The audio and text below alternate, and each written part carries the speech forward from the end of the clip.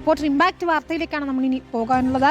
കൊല്ലംകോട്ടെ ഇരവാളന്മാരുടെ ജാതി സർട്ടിഫിക്കറ്റ് പ്രതിസന്ധി പരിഹരിക്കാൻ സർക്കാർ ഇടപെടൽ. പാലക്കാട് ജില്ലാ ട്രൈബൽ ഓഫീസറോട് ഉടൻ റിപ്പോർട്ട് നൽകാൻ പട്ടികവർഗ വകുപ്പ് മന്ത്രി കെ തുളസി നിർദ്ദേശം നൽകിയിരിക്കുകയാണ്.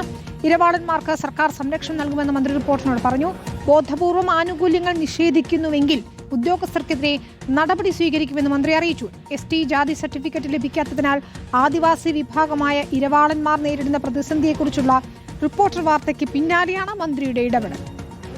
ഇത് ഇവിടെ മാത്രമുള്ള പ്രശ്നമല്ല, സംസ്ഥാനത്തുടനീളം പല മേഖലകളിലും ഇതേ വിഷയം നിലനിൽക്കുകയാണ്. അപ്പോൾ വകുപ്പിൻ്റെ തന്നെ നേതൃത്വത്തിൽ നമ്മൾ ABCD ക്യാമ്പ് നടത്തി അവിടെയുള്ള ആളുകൾക്ക് അത്യാവശ്യം വേണ്ട രേഖകൾ കൈമാറുന്ന പരിപാടി നടത്തിക്കൊണ്ടിരിക്കുകയാണ്.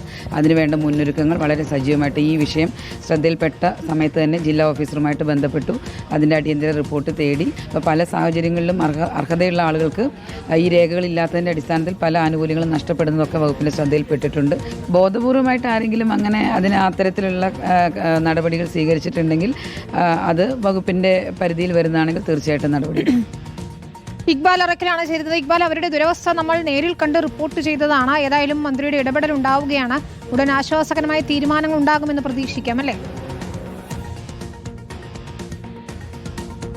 വിനീത, തീർച്ചയായും ഈ പാലക്കാട് മുതലമടയിലും പ്ലാച്ചിമടയിലും കൊല്ലംകോട്ടും ഈ ആദിവാസി വിഭാഗമായ ഇരവാളന്മാരുണ്ട്. പക്ഷേ മുതലമടയിലും പ്ലാച്ചിമടയിലും ഇല്ലാത്തൊരു പ്രതിസന്ധിയാണ് കൊല്ലംകോടുള്ള ഇരവാളന്മാർക്ക് ഉള്ളത്.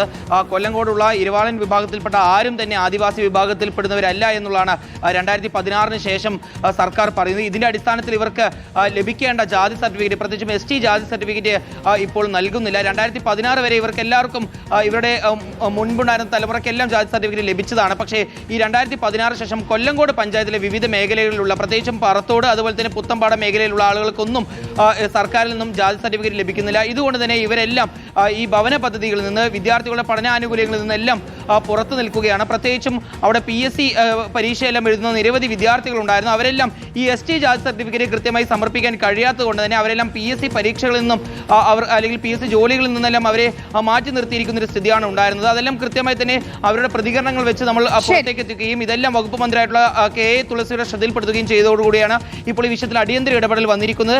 എത്രയും പെട്ടെന്ന് ഈ വിഷയത്തിൽ ജില്ലാ ട്രൈബൽ ഓഫീസറോട് പരിശോധന നടത്തി റിപ്പോർട്ട് സമർപ്പിക്കാനാണ് മന്ത്രി നിർദ്ദേശം നൽകിയിരിക്കുന്നത്. ഏതെങ്കിലും ഉദ്യോഗസ്ഥർ ബോധപൂർവം ഈ കൊല്ലംകോട്ടെ ഇരവാളന്മാർക്ക് അവരുടെ ആനുകൂല്യങ്ങൾ നിഷേധിക്കാനുള്ള ശ്രമങ്ങൾ നടത്തിയിട്ടുണ്ടെങ്കിൽ അവർക്കെതിരെ കടുത്ത നടപടി സ്വീകരിക്കുമെന്ന് മന്ത്രി അറിയിച്ചിട്ടുണ്ട്.